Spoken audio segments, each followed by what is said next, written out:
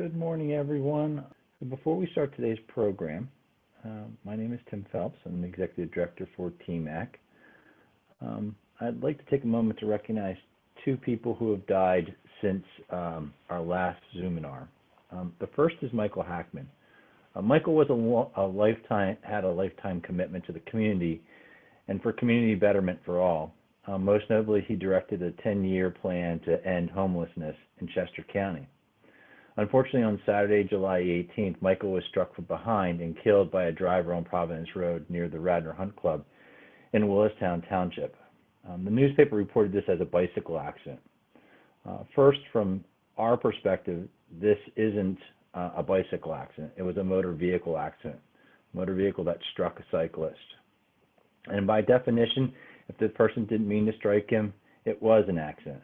But it is a violation of the four-foot law. So this is just a reminder for us how we must be aware of how our surroundings are as we travel the roads of Chester County. The road is shared by motor vehicles, bicycles, walkers, runners, and even in our case, horse and buggies. We continue to need to enhance our bicycle infrastructure, our amenities, education, and signage in Chester County. Cycling is a really important commuting option for us, and it continues to grow here in Chester County. The second death was actually Bob O'Leary, which was last week. For those that knew Bob, he was a tireless community volunteer in Tredyffrin Township. Before fully retiring to Maryland, Bob was the guiding community voice that chaired the Paoli Station Task Force, and he really helped advance the conversation. Bob was always filled with optimism and really kept us on task. We extend our condolences to all the families. These two gentlemen were the true definition of community leaders. And so, when we talk about transportation, these were two gentlemen that really gave everything to the topic. So TMACC continues to advocate for the advancement of the Keystone Corridor, and we're proud to provide this seminar, the Zoominar today. The Keystone Corridor continues to provide opportunities for growth for Chester County and the communities that it serves. The service is vital to Chester County's transportation network. You will hear me refer to it as kind of the backbone or the spine to what we can do here in the county. The Harrisburg line has supported sustained growth of ridership over the past 15 years. These funded improvements will reduce congestion, enhance reliability, and improve safety and travel speeds. 10 miles of track to be upgraded to traverse the Chester County from the municipalities of Callan Township, Downingtown Borough, East Callan Township, West Whiteland Township, and East Whiteland Township. And all of this is within the 6th Congressional District. The rail line serves AMTRAK's Keystone Corridor and Pennsylvania routes, as well as SEPTA's Paoli-Thorndale route. And it also does have some freight transportation on it. So how this program came about, EConsult Solutions announced that their client, SEPTA, and the Department of Transportation, PennDOT, were awarded a grant of $8.3 million from the Federal Rail Administration for State of Good Repair partnership. So today we have a great star cast here to talk about this initiative and what's going on.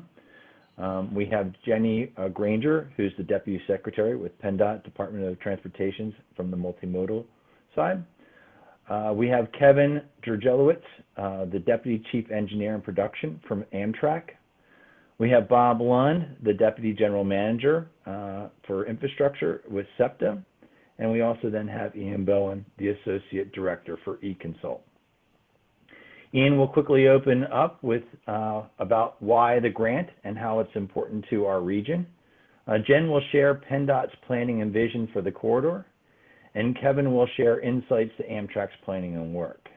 And then Bob will showcase the improvements that SEPTA is making in Chester County.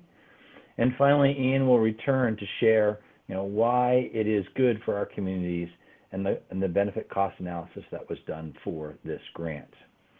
So during the program, we will have 2 more polls for you to participate in.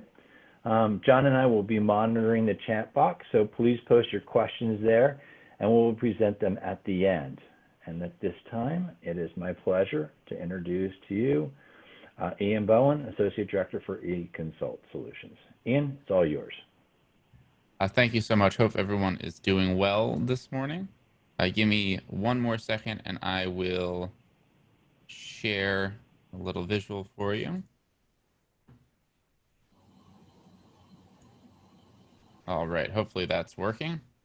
Okay, so we're here today to talk about the FRA's State Partnership State of Good Repair grant. So this is a competitive grant, meaning they have a bunch of money there available. Actually, $291 million was made available for fiscal year 2020. More than that, 396 was available last year, fiscal year 2019, the year of the grant that we're talking about today.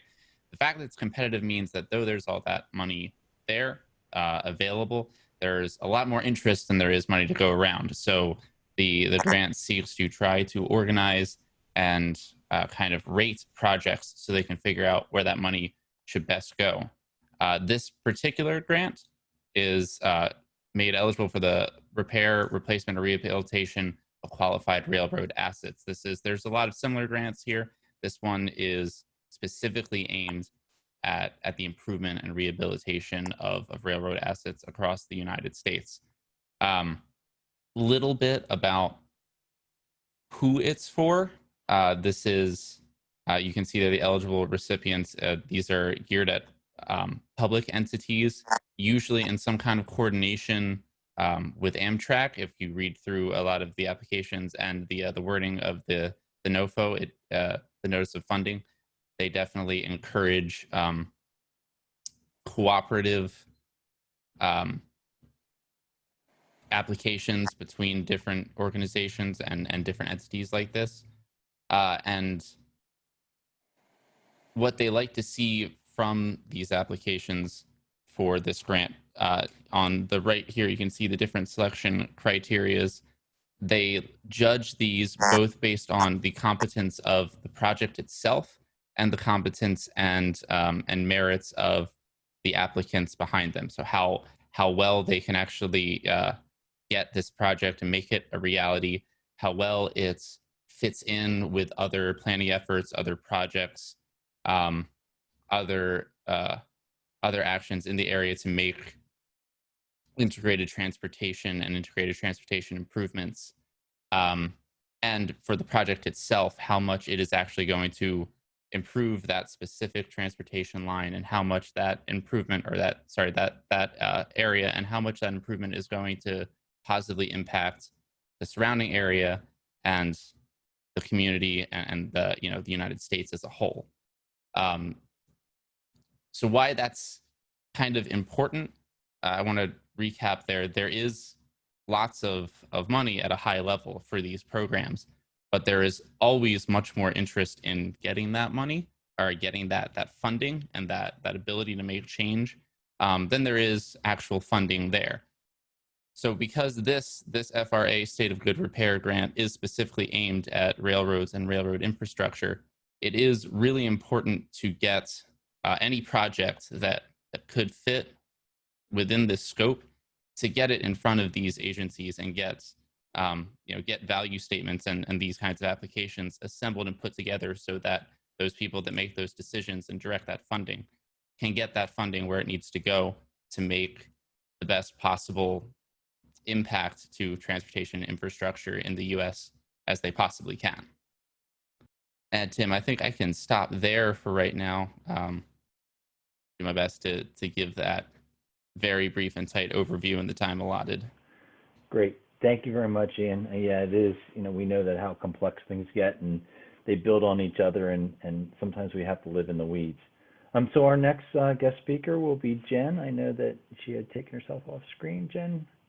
So good morning, everybody. I normally prefer when Tim holds these meetings and we get together and we have breakfast together in the same room, but that wasn't in the cards for right now. But again, my goal this morning is to spend some time talking and thinking about the overall Keystone corridor and the region, and what it was before and what it'll be like after we're fully recovered from COVID. And again, I know it's a little bit difficult today. The Zoom call is a prime example of how we're adapting. But I think it's important to note, like, this isn't the first pandemic, and regretfully, it probably won't be the last one that we're forced to deal with in some fashion. But I will say that, you know, I think this is, I'm preaching to the choir, everybody's fully aware. The transportation industry, whether it's commuter rail, intercity rail, ferries, aviation, you know, all these modes really have taken an exceptional hit during the pandemic. But I will say this, I'm incredibly proud of the way our industry has responded to this, whether it's, you know, the increased safety measures, cleaning, air filtration, social distancing measures within rail cars or airplanes, and helping modify employee and customer behavior. So, you know, we talk a lot about passenger rail, and I think the importance of these modes and getting people out of their car could not be better illustrated than we've seen improved air quality, right? Especially during the months of March and April and early May. So I think it just further supports our case that, you know, these are good transportation modes for the economy and for the environment. So again, I'm grateful to be here today. We want to talk about the future. What does it look like? You know, and again, when we get people moving back to where they need to be, whether it's for work or social elements, what does that look like on the Keystone corridor? So again, here are some statistics. So I think let's keep things in perspective.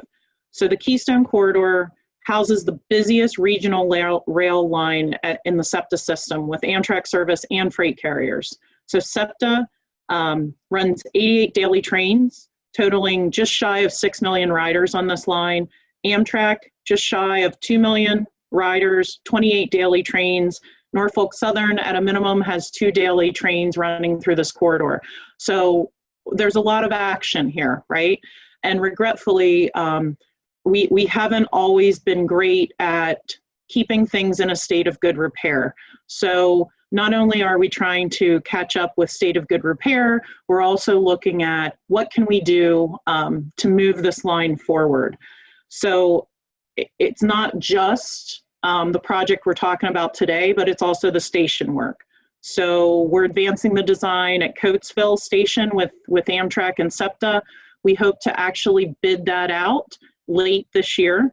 That's an investment of state and FTA dollars of just shy of 50 million. We're looking at some conceptual designs for interim improvements at Parksburg Station for parking, ADA, drainage, things like that. There's $2 million just in the short term. We're advancing the design at the Downingtown Station. That is an investment of over $100 million. SEPTA just recently completed the work at the Exton Station. That was over a $30 million job. I know people were very excited when that was finally complete. And SEPTA, PennDOT, and AMTRAK jointly just, again, recently completed the work at Paoli Station, and that was a $48 million project. Now, all of those projects have additional stages that we hope to move forward on, but that is a significant investment within a relatively short period of time. So just as important as the stations and the ADA, we're planning for the future. We're investing in the overall infrastructure. And that happens in several forms, right? So the partners here today, SEPTA, AMTRAK, and PennDOT, we work collaboratively to outline what is that long-range vision, what needs to happen first, what are the more important projects. They're all important. So it's like what absolutely needs to happen first. We also work with the Northeast Corridor Commission on the 15-year plan. Again, all of those partners are involved in that effort too. So I mentioned state of good repair, but we also need to think about what infrastructure is needed to most efficiently use the available right-of-way. The bottom line is, just like on roadways, we're looking to reduce congestion, not only get people out of their cars onto the trains, but make the system more reliable and improve overall performance on the line. So we don't have significant delays, we don't have interactions that we don't want. So we're considering, in addition to stations, the configuration of interlockings. We're going to talk about signal systems and passenger boardings to maximize efficiencies.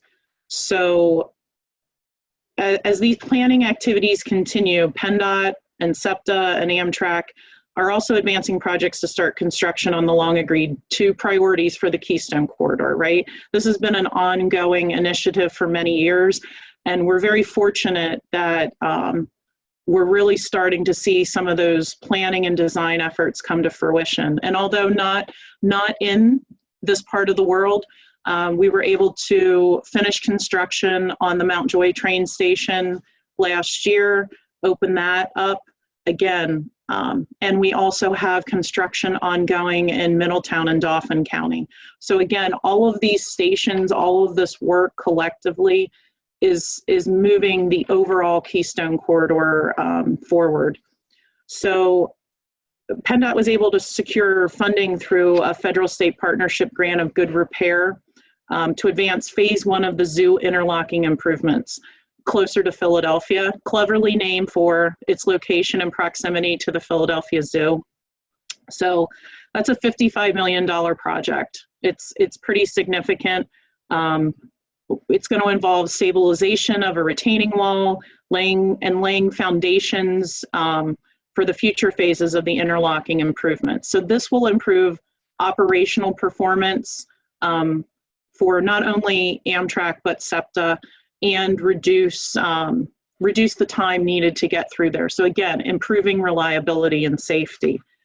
So some of you, if you've heard me talk before, I've mentioned my grandfather retired from the Pennsylvania Railroad.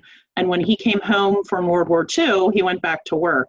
And I sometimes joke that regretfully, the funding or the will or whatever the situation was has not been there to make significant improvements to this line since my grandfather worked on it. So I take these improvements very seriously. And again, all of us on this call from the 3 partners believe we are laying the foundation for the next 50 to 100 years. Just this summer, SEPTA, in partnership with PennDOT and AMTRAK, we submitted another federal state partnership State of Good Repair grant application, sorry, it's a long title, for the continuation of bidirectional signaling east from Paoli to Overbrook. So again, Bob and Kevin are going to talk a lot more about the details, but it cannot be overstated the importance of this initiative. So much of the corridor has been functionally obsolete. Directional signals, it's just not working. It makes mitigating any impacts from an accident, even the smallest kind of non-routine operational issue, very, very difficult and challenging. So, but again, today I'm so pleased that we're able to get together and talk about the Track 2 restoration, another project funded in part by the State of Good Repair. These are not what I refer to as the sexy projects that the public can see, like the stations, but these projects are so critical to the success of this line. It's exciting. It will help reduce congestion on the corridor. And again, it's all building on what I refer to as Lego blocks for the future. So before I turn this over to Kevin and Bob, who will happily talk about the project specifics, of the Track 2 restoration, I just want to thank again FRA and the DOT for funding this project. There's I think it was mentioned earlier, there's always so many great projects and there's never enough funding. So when we are able to secure one of these grants, it is major to the system. I'd like to also thank Senator Casey and Senator Toomey for their support, Congresswoman Houlihan, the Chester County Commissioners. They're just major cheerleaders for everything we do on this line in Chester County and how it connects to the outside world. I can't say enough positive about the 3 of them. They've been such wonderful partners to PennDOT in advancing not only the station projects, but again, initiatives such as this. And Tim, TMACC, and DBRPC, again, our regional partners, thank you all for your project support, because honestly, we would not be able to do these projects without all of you helping us out and pushing us along the way. So with that, I'll turn it over. I think, Kevin, you might be on deck next. Thank you, Jen. Yes, I know, and Kevin is going to set up his slides to share with everybody. I've had ongoing conversations with Kevin and with Bob. You know, when we deal with rail projects, we just can't put a bypass lane around like we do on the highways. There's just certain constrictions that happen when we're dealing with rail, and Kevin and Bob will be talking a little bit about that. Kevin, it's all yours. Hey, great, thank you. Ms. Granger made some really good points there, and it was a good segue in for my presentation. I'm the Deputy Chief Engineer of Production, so I handle all the large in-house maintenance away units for the Northeast Corridor between Washington and Boston, and including some of the branch lines like the Keystone Corridor. And we handle track signals and structures. And I'm speaking today on behalf of Gary Williams, our Chief Engineer, who couldn't be here. He's on vacation. So part of what I wanted to do is go through and highlight a little bit of the good stuff that we are doing on the Northeast Corridor that affects Chester County customers. And I know we're working very closely with PennDOT and SEPTA for identifying these improvements and also rolling forward with them. So I'm a visual person. I like to include a lot of pictures and diagrams. So I'm just sharing with you some of the photos of the recent work that we've done. These photos up top have been from Paoli Interlocking, and I just want to explain a little bit about the importance of them. And the diagrams are what we use internally for coordinating and communicating. This is basically a straight line diagram of sections of the Harrisburg line. And this is a straight line diagram, something that like a train dispatcher would look at. It doesn't show the curvatures and things like that, but it gives you the idea of the track layouts and where all the stations are. Those yellow blocks there are all SEPTA stations along the line. So the importance of Paoli Interlocking, it is a major interlocking right on the eastern end of Chester County. And it was, like Ms. Granger noted, we have a lot of functionally obsolete infrastructure. I think that was a very polite way of putting it. We desperately need to invest the money and to upgrade this. I think it sat way too long. And some of the things that we're seeing is with this obsolete infrastructure, although it's safe, it's very fragile. And even just obtaining the parts to replace certain things when they break is very difficult to obtain. So replacing things in kind on large scale is certainly the way to go. And highlighting here in the green box is the east end of Paoli interlocking we recently completed through this calendar year, replacing all the track switches.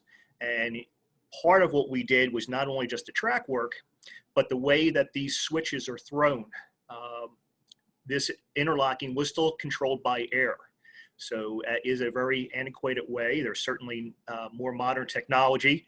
And when we replace these switches, we've removed the air lines, and these switches are now thrown by electric, which is much more reliable, much smoother operation and less chance for failure. The west end of the interlocking, that orange block there, is what we have coming up in planned for calendar year 2021. So hopefully by the end of next year, we'll have a complete interlocking that is all not only new switches and reliable switches, but also electric motors and away from the air system. Another section of the corridor between Parksburg and Thorndale. Ms. Granger noted a couple station projects that are in there. You see Parksburg and Coatesville and where they are in relation to the line. We're in the process of wood tie replacement. We see a 45% renewal roughly, so that's about 1,100 wood ties per mile we'll replace. And that has direct correlation to your ride quality and to speed along the line. This area was in desperate need of work. We had, in particular on track 4, which is on the top, that's heading west towards Lancaster and Harrisburg. We had a 10-mile long, 60-mile-an-hour speed restriction because of the condition of the wood ties. So this project is something that has a definite impact on train operations and the customers who use that line. Another area too I want to highlight was that green dash box that goes around the screen. That was the recent signal upgrade. And like mentioned before about bidirectional signaling, it's very important for reliability and including when we have any kind of hiccups along the line to be able to route trains. And the important part around this, I think just to simplify it in a nutshell, is when you make these system improvements to the signal system, you have the ability to route trains using signal indications. This is technology that the trains are already compatible for, SEPTA trains, AMTRAK, Norfolk Southern. But before we did this, and on other parts of the line, although the line's safe, it's not very efficient if we have any kind of issues. And just to give you an idea, that if the signal system, like on track 4, is set up to go west towards Harrisburg, if a train has to go east, the train dispatcher actually has to give a train order that has to be manually copied by the train crew. So they're stopping, they're sitting, copying over the radio, and you can imagine how cumbersome that can be. And that leads to at least 8 to 10 minute delays just to copy paperwork. So this is a huge improvement, not only getting up to modern technology, but also improving the flow of trains, especially during any kind of events. Next section looks at another, this is a little bit further east in the Downingtown area through Exton and Fraser Interlocking and Fraser Yard, which is a big location for SEPTA along that line. Just giving an idea of the ongoing improvements. In green here, we have more wood tie replacements that were completed in 2019 and now 2020. You see the orange arrow at the top. We have night gangs that are continuing eastward with tie replacement. And also in the Downingtown area, we replaced 2 of those important crossovers, 69 and 73 crossovers at Downs Interlocking, which is just east of the existing Downingtown station and just west of where the new station is going to go. Looking further down the line, even though this is out of Chester County, it's getting into the Philadelphia area. And like Ms. Granger mentioned about getting towards Zoo Interlocking, this does affect Chester County customers who use the Paoli-Thorndale line and the Keystone service. Important switches that are coming up to be replaced at Overbrook, around Overbrook Station. Valley Interlocking in the middle of the screen is where the Kinwood line comes on, and also Stiles and the 143 switch at Zoo. The reason why I identified these as being important is, of all the daily reasons for train delays, the routine type nature of failures that can cause 5, 10, 15-minute delays to trains, switch failures are one of the key items there. And so this is kind of like a low-hanging fruit that we can replace these switches. It has a definite immediate improvement to service reliability. And now getting towards, I know what the most popular topic I think for today is the targeted track 2 upgrade and the recent grant. And this shows you the area of where that track 2 is, Thorndale Station on the left, and again, SEPTA's Fraser Yard there on the right. And these improvements, I think, are going to be significant, not only just for the immediate future with giving SEPTA, and I know Mr. Lund will talk more about this shortly, with their capacity improvements for Fraser Yard, but also this ties into future long-range improvements and capacity enhancements for the Harrisburg line. So it's not just an immediate short-term benefit, but this, I think, is showing that we're definitely heading in the right direction with the Harrisburg line. Just to give you a quick recap of what this all involves, we plan on doing most of this work, if not all of it, with in-house forces, and there'll be my production forces that will be doing the work. It's roughly 100,000 feet of welded rail. They come in 1,600-foot strings, so it's about 63 of them. It's about a 40% tie renewal, so we're looking at roughly 1,000 ties or so per mile, giving you a total of about 10,300 wood ties we'll replace, 60 carloads of ballast. We'll go through and retension the catenary. And again, we talked about the signal system of the bidirectional signaling and bringing us up to a modern technology. We'll be working on the same signal system that we just recently cut over between Parksburg and Thorndale. We'll be constructing here on this section of the Keystone corridor. That is all I have. Bob, if you are ready, I'll hopefully give you a good segue. Kevin, just a quick question before Bob takes over. Somebody had a question. What is the air switch again? So the air switch is a very old technology. It was something that was standard for the Pennsylvania Railroad, where you use basically pressurized air from the tower that would help throw the switches. So air pressure moved the switch. As you can imagine, it can be very unreliable, especially in very cold weather. Even in ideal circumstances, there's a lot of room for air leakage in the lines. As you can imagine, there's a lot of air lines that are on the ground. They can get struck, they can leak. So it's not a very reliable system. It was good technology for the early 1900s, certainly not our modern day. So what we are replacing it with is electric motor switches that are much smoother, much more reliable. You get rid of the air line, and it's basically, it's a little bit oversimplified, but you basically just throw a switch like turning on the light, and the switch can throw, and that will allow trains to cross between tracks. Great. Thank you so much, Kevin. You're welcome. And Bob, it's all, Kevin, if you would stop sharing your screen there, we'll bring Bob. There you go. And Bob, I'm gonna ask you to unmute. Okay, it's a great segue, you know, between Jennie giving the background and the importance of the line, and Kevin, everything AMTRAK, our partners are working on this line. So why is track 2 important? Track 2 is let's say the center track. You know, you have the outbound track and the inbound track in this segment between Fraser and Thorndale. Track 2 is the center track.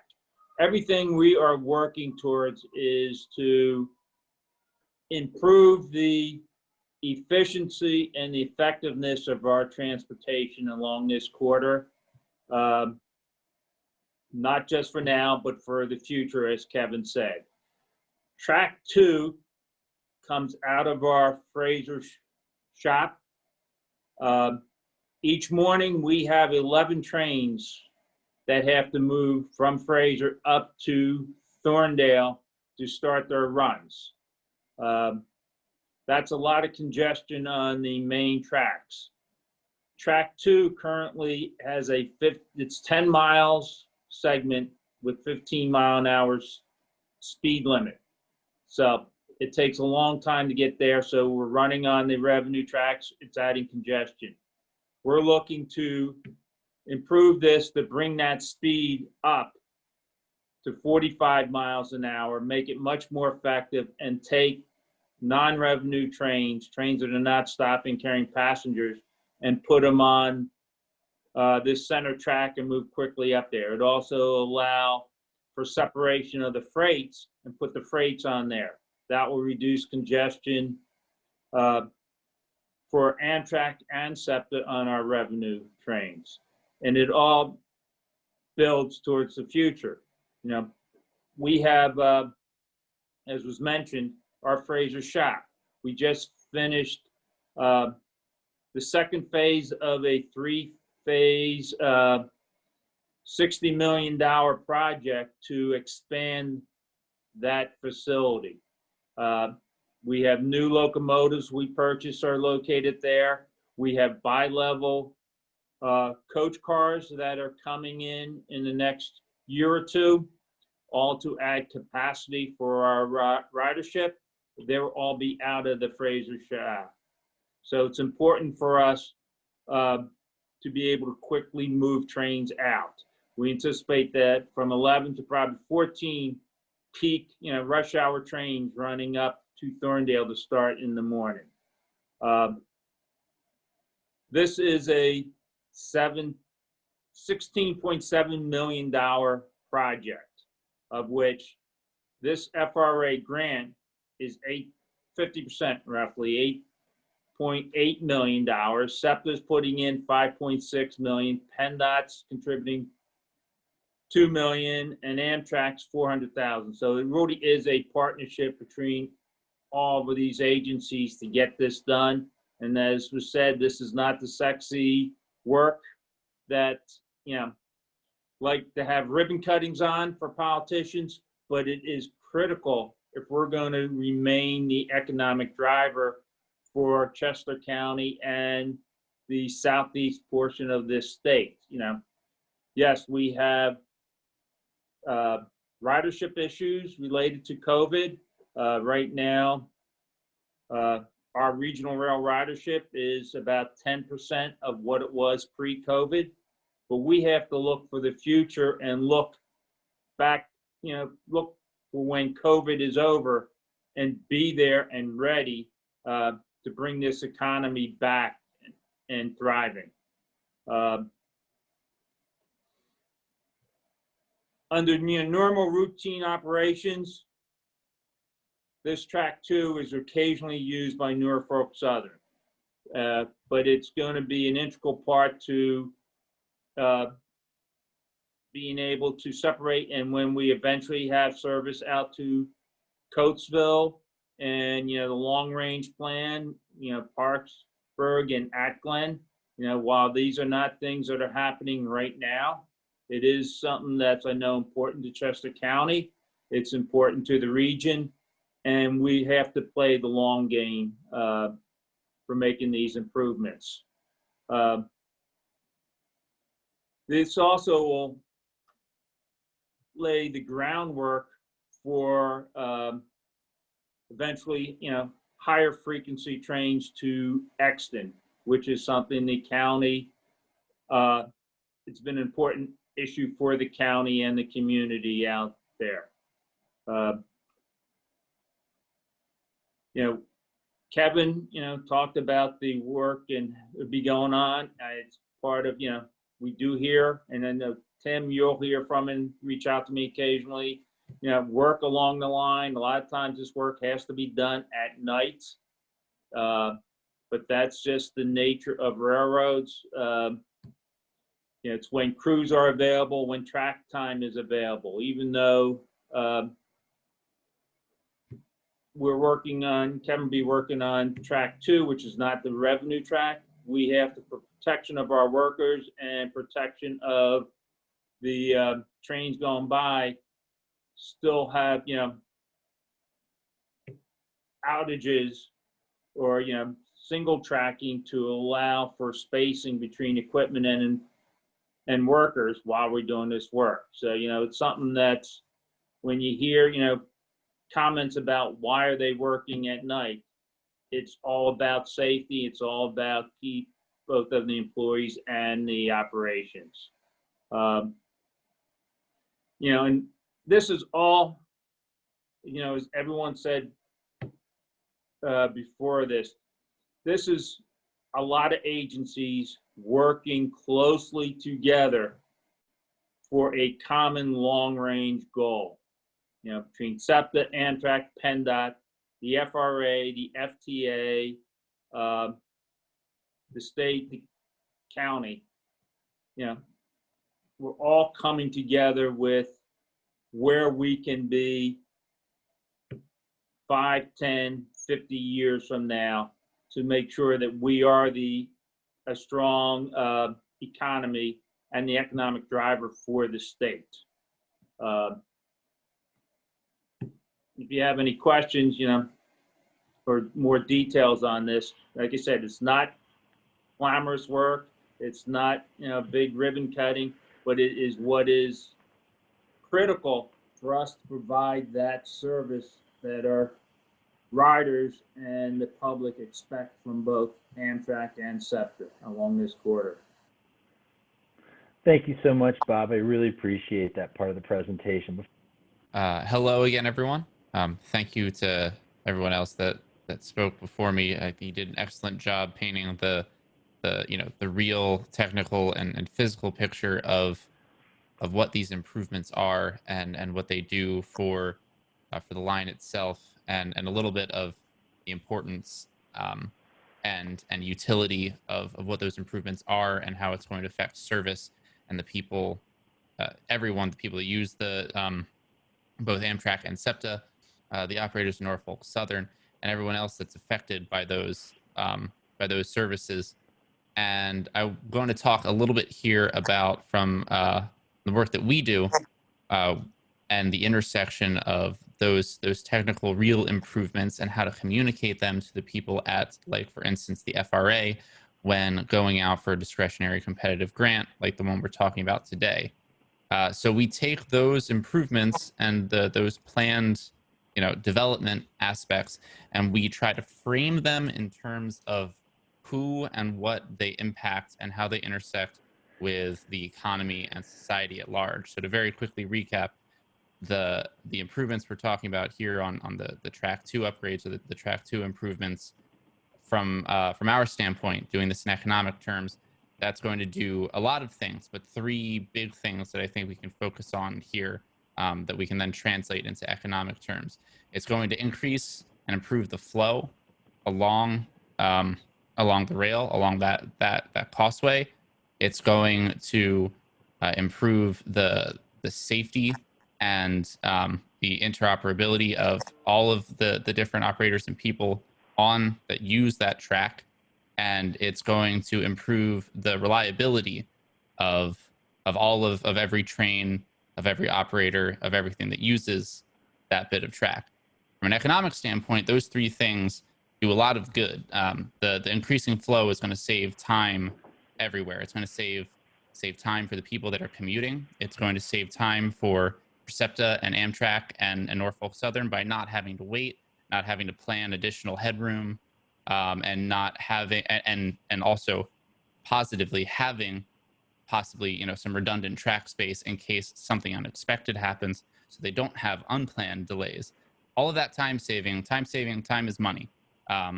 You reduce the time you're in transit, you reduce the time that you have to waste to do something, you're immediately just removing deadweight loss from the economy. And that's really valuable. And the people at places like the FRA or DOT, they like to see that. That's a good economic impact vector.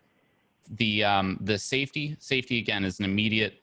If you can save, someone's life, if you can prevent injury to life, limb, or property, that is only an economic positive. That's another vector that the people at these discretionary grant programs really like to see, because it's an excellent economic benefit. And finally, the reliability and increased efficiency. That does a lot of things all at once. It contributes to the time savings. It contributes to operational efficiencies, which can save direct money to the operators along that track. But it also will lead people that maybe aren't taking the train right now, maybe think to themselves, well, it takes a little too long to get there, and every 3 days there's maybe a delay, and I don't. That's too much headache for me. I'm just gonna hop in my car and wait for an hour on I-76 to move about 2 miles. A choice I've made myself sometimes. But for marginally, and this is a very well studied thing, as soon as any alternate mode of transportation gets marginally more efficient, it gets marginally more attractive to use. So then you pull people off the road, and instead of using their vehicles, they get on the train. And when they get on the train, they don't get into accidents as often.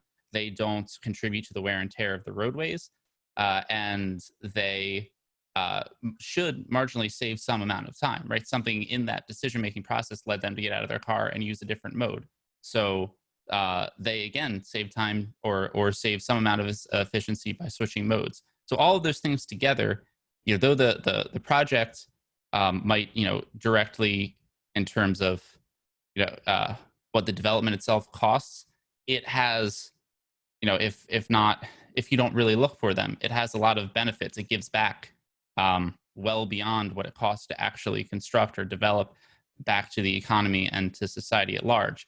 And so at a high level, this is what an analysis like that would look like. Everything I just said, all of those time savings and efficiencies and operational improvements, we calculate that out, try to figure out everyone and everywhere those efficiencies could possibly touch and intersect with, and put that in monetary economic terms over the lifetime of the improvement, or in this case, a reasonable horizon of 30 to 40 years out. And then discount that back to future values and account for certain things like wage rate balances, which is why costs aren't always exactly the same when you present them in economic terms. And then we come up with this bottom line here, which is, if you want to crunch all that work down to just one easy to absorb number, that bottom row is the number that would usually be, led in discussions when doing these, when applying for these competitive grants. You say, this project is going to affect the economy and society at large at a ratio of, in nominal terms, 11 times the cost of benefits, or in, as you change the discount value of how you see the future, how much you should discount future impacts, it's either 6 or 3 times the value of the costs. Thanks, Ian. We always talk about the benefit of being here in Chester County and having this rail system go through Chester County the way it does. We do have the 5 AMTRAK stations along this corridor. We know that it is a driver for people to go east into Philadelphia and on to New York City. It is, we know, one of the reasons why Vanguard can be headquartered here and continue to attract what it does and its support then of Chester County, as well as provide people the commute to get west to go to Harrisburg, so the state capital. And I know several state legislators that use that to travel west, so that's always great to see. Before we go into, before we head into the formal Q&A, I know we're fortunate to have Commissioner Josh Maxwell with us. I know that he would like to say a couple of words. Josh, I am going to be, there you go. He's unmuted his microphone. Commissioner Maxwell, it's all yours. Hey, Tim, thank you for just giving me a quick second here. I just wanted to thank Jen Granger, who spoke on the panel earlier, for what she's done for Chester County. I know Marion, our chair, myself, Michelle, really want to thank her for her unmeasurable support for our transportation access, our assets. She's been such an accessible and diligent supporter of our goals locally, an important partner in all of these projects, and for a long time, and that continues. And it's great to have a partner at PennDOT working with our local government, our county government, to see some of these projects happen. So just I saw her on the panel, I wanted to jump in and just thank her for all of that. I do have a question, if it's all right, from Ms. Granger. In Downingtown specifically, the private development is supposed to start, they finished their site work or done a lot of it. They're supposed to start construction in this fall. I'm wondering if PennDOT has all the local guarantees they need locally from either the developer or from the municipality for moving the train station to 322 Boot Road. If there's anything the county commissioners could do to support that project or any of the other projects underlining Coatesville as an important priority. And if through a broad lens, if there's any thoughts on even very general thoughts on when design and construction is expected for Downingtown. Okay, so Josh, thank you. Great question. So again, because Coatesville will be going to construction, AMTRAK generally, and SEPTA will tell you too, we generally frown on having 2 stations adjacent under construction at the same time. It really is not a good operational dynamic, but we had always said that was kind of our plan, get Coatesville under construction, move to Downingtown. So we're moving forward on Downingtown. Again, you're right, the private developer has been moving forward with his entity. We've been working on completing all the right-of-way acquisition process, and we're starting some demolition on the property that we've acquired right now. That should be going on, although I will admit I haven't been out. And for those of you on the call that know me know that I love good demolition. So we are advancing that. And again, a lot of the signs and the advancement wouldn't be visibly noticeable to most people. But yes, we are moving forward on that. There's no major hiccups. Again, we're working with SEPTA and AMTRAK on design reviews and refinements, but it's kind of lining up.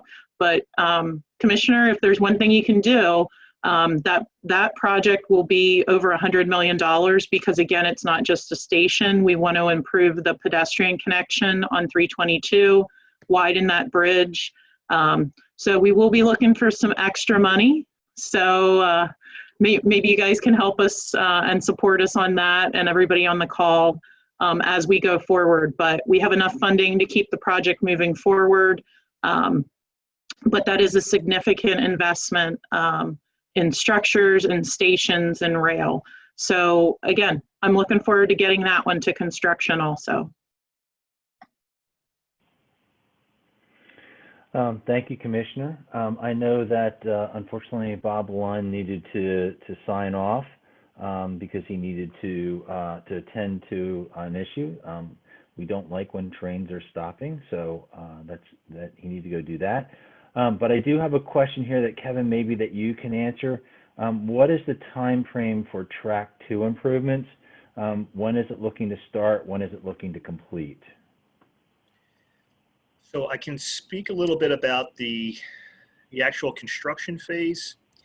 A lot of it depends on how quickly we can get the agreements executed between all the parties and the FRA. I know there's a lot of review with it. There's a lot of necessary formalities. So normally there does take a certain amount of time for all these agreements. We're trying to expedite that because we do have resources available to begin the construction. The signal system upgrades can really work independently, and they're ready to begin as soon as we can get the agreements finalized. The track portion, we're working on identifying the groups and when they can go. This sequence would be the rail replacement first. And as I mentioned before, it's about 100,000 feet of continuously welded rail. After that's complete, then we come in and do the wood tie renewal, and that'll be a little over 10,000 wood ties. So right there, rail and ties would be roughly about 3 to 4 months each. When the ties are complete, there's a lot of the called OTM, it's other track material, clips, plates, things like that. Have about 60 carloads of ballast, and then we come in and do what's called track surfacing. And it's basically raising, lining, and squeezing, consolidating the ballast underneath the ties to get the desired profile for the track.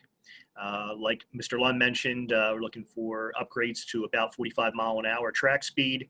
So there's, in addition to the material, there's also some labor that we have to do to make sure that the track profile is ready for 45 miles per hour. That overall, and we're hoping to run back to back, so it'll probably be about a roughly 9-month or so construction phase for the track. The signal system will take a little bit longer, but we hope that wouldn't exceed about a year between Thorndale and Downingtown. Great, thank you, Kevin. If anybody else has any questions here, if you want to put them in the chat box here so that we can ask. I know that we're, as we all said, that this isn't a sexy ribbon cutting type of project, but it does save time, money. It does increase track speed and efficiency of the track, which I know, as we talk in public transit, it's the reliability side, so that people that are living west of Malvern know that they can get home to the Exton and to the Parksburg and soon to be Coatesville stations. So that's interesting there. If I don't see any more questions here, I will begin to do the wrap up. Again, I'd like to thank all of our speakers for your input and for bringing this to light. Again, as I said, the Keystone Corridor is extremely important to all the work that we're doing here in Chester County. It is the reason why some corporations are on board. So on behalf of the membership and the board, we'd like to thank you for joining us today. We hope that all of you that have joined us, that this has been insightful and a meaningful program for you. We are pleased to announce our next Zoominar, which will be on Wednesday, September 16th. Our topic will focus on recent advancement and policy update for autonomous vehicles. We're very fortunate to have 2 guest speakers at this time. Mark Kopko, he's the director of the Office of Transformational Technology. So he's the autonomous vehicle guy at PennDOT. And then we also have Stan Caldwell. So he's the adjunct associate professor of Transportation and Public Policy, as well as the executive director of Carnegie Mellon's Traffic 21 Institute. So Stan will also be joining us for this call. As always, thank you to our membership for For your sponsorship and membership of projects like this, your financial support of TMACC enables us to bring together important conversations like the Keystone Corridor. We know that 2020 has been a challenge, but we hope that you can continue to prioritize TMACC and the TDM work we continue to advocate for. So thank you everyone for joining us today, and it's at that magical hour, so all be safe. Thank you very much, everyone.